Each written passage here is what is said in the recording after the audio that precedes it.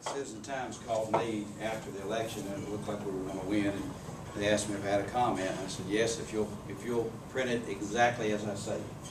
Yeah. And I said that that our victory was a testament to God's grace and the mountain valleys in this county and conservative leadership, and that I was humbled by it, and I was.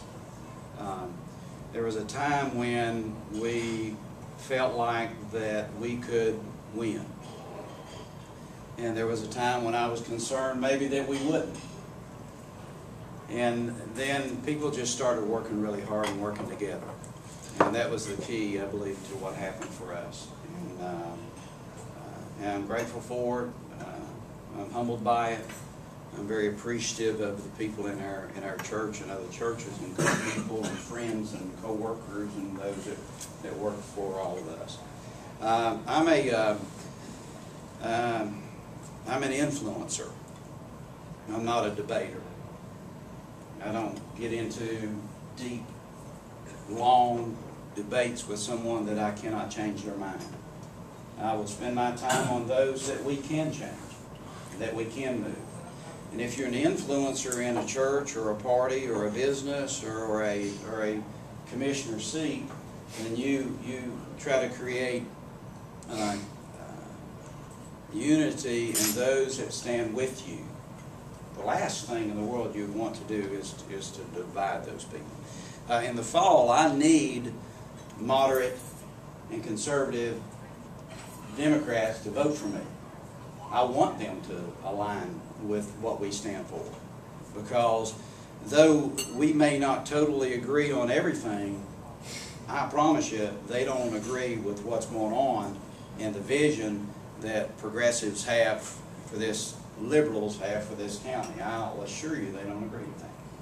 And so not only do we have to bring all of those people on board with us, but we have to keep the good Republicans like David King together, and we need to be able to work together, and we will. And David and I and JB and Pat, you know, we ended up and Mike, we ended up crossing paths an awful lot during the election. And so when we did that, we all worked together for the same good, and maybe a little bit different ways. Maybe our delivery is a little bit different.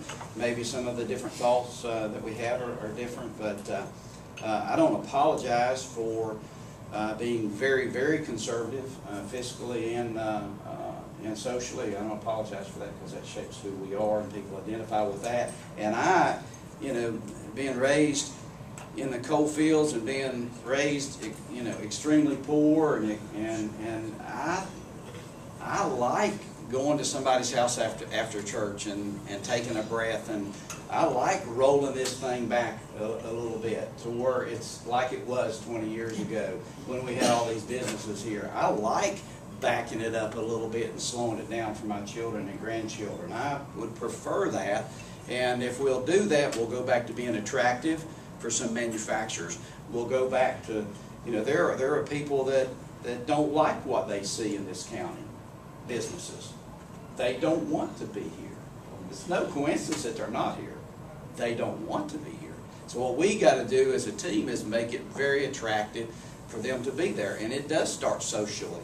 It does start with our values. It does start with how we talk to each other and how we treat our neighbors and our friends and how we do business. And it makes it very, very attractive if we all work together. I'll assure you, people will want to come here. They'll want to spend money here. They'll want to raise their kids here. And that's what everybody in this room, I know, is after.